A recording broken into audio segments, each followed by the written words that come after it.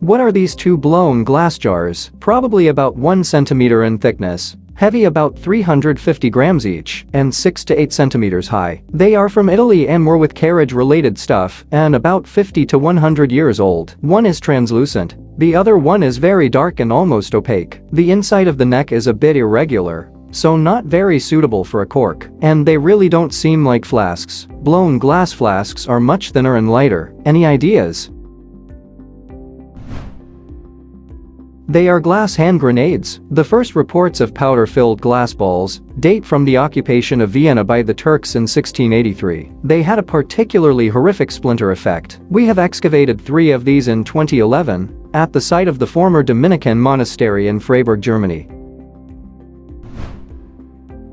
What are these gray plastic frames with rubber knobs on one side, very lightweight and curved on the other side? I'm assuming to fit something in it. I placed a pencil there for scale. It was found in an apartment drawer. I've tried Googling and reaching out to friends with no luck. Any ideas? They are single bottle holders used to hold wine bottles in place in a refrigerator. They have a groove that clips over a lip at the back of the shelf in some refrigerators. In other refrigerators with different shelf types, they can be set down directly on the shelf. What is this thing I found in an old woman's jewelry box? Open at each end and hollow inside, very light and maybe tin. And it is plain on the back and oval shaped. It is about a ½ inch wide. What is it? It's a scarf ring or scarf slide. It's to hold a scarf around your neck without having to knot it. You put corners of the scarf through it from opposite ends and pull or snug it up to your neck with the jewel next to your neck. We don't see them this long anymore, but in previous years, this was reasonably common.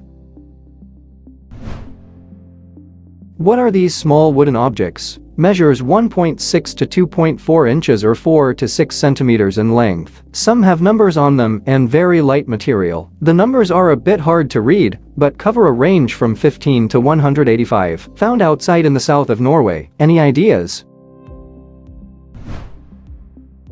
These are antique carved wood, fishing net float identification tags. The cutouts in the ends are meant for thin lines. They were used in coastal villages to identify lost fishing nets.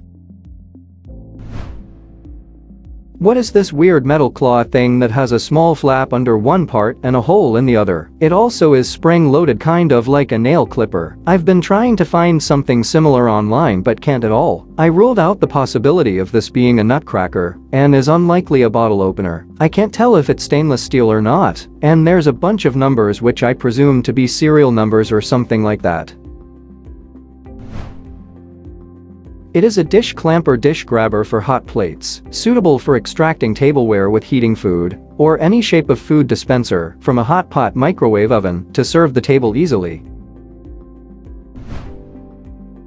What is this small wooden felt-lined hinged box that can't hold anything? It closes such that it fills the only space inside, leaving no room for storage. There is a groove on the lid for a finger or something to hold, but it is actually difficult to get open again once shut. Even so, the felt is black. Any ideas?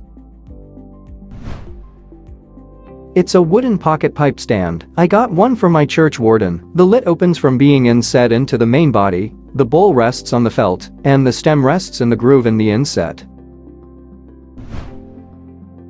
What is this metal clamp that appears to be aluminum, measuring roughly 5 by 6 inches when closed? Found in a collection of police-related items. The only markings are H341, stamped into the metal. I figured it was some sort of restraint, but it only goes on one wrist, and opening it simply requires flicking a lever. There's no lock, but you can see a small slot on the moving clamp part. If you were to put something in there, it would block the lever from releasing it. What is this thing?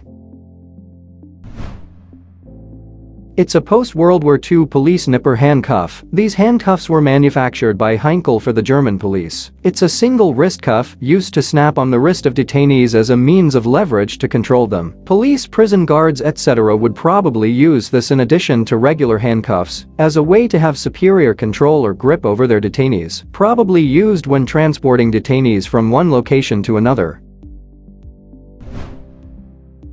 What is this mercury-filled tube with ceramic beads? One end is a wire with beads and a closed brass ring. the other has 4 rows of holes, and the letters UV arc. The tube is a specific J or L shape. It is filled about half with mercury, found in a doctor's home who practiced in the 40s. He also owned a nursery. The object has the dense dirt of age. What is this thing?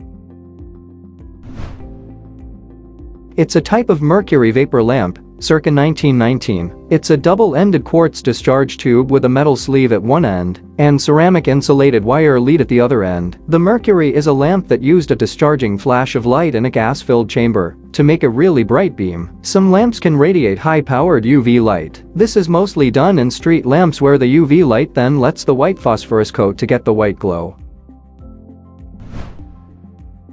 What is this table-like piece with wooden spinning rods and movable pegs on each end? I found it today in the attic of a house I just bought. The owner was older and passed away last year. It's disconnected and made entirely of wood. There are little nails in each rod, but they don't stick out that far. Not far enough to catch anything but maybe a string. I have searched it briefly and only get images of new tables. What is it for?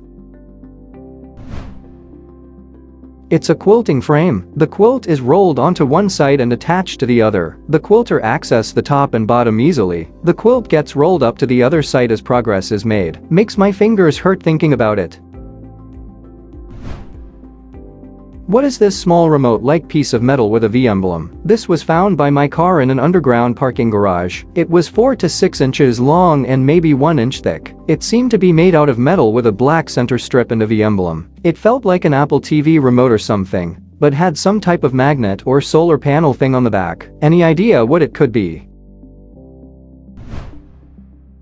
It's a personal EKG monitor, a diagnostic test that monitors your heart's electrical activity. It can provide clues about an enlarged heart defects, and other heart problems. One of the most reliable ways to check in on your heart from home. I have one. My cardiologist told me to get it. It's very cool.